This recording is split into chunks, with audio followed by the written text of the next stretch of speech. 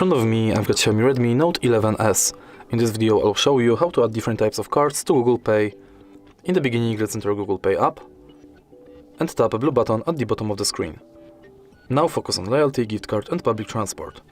Firstly, let's select loyalty and select loyalty card you would like to add, for example Payback Poland. Now you can scan your card or enter details manually. Let's go back and now let's select gift card. Similarly to loyalty card, select shop. Now enter card number, PIN, balance and your notes, then tap save. Last card you can add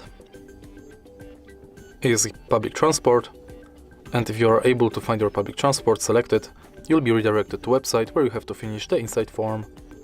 All of your cards will appear right here.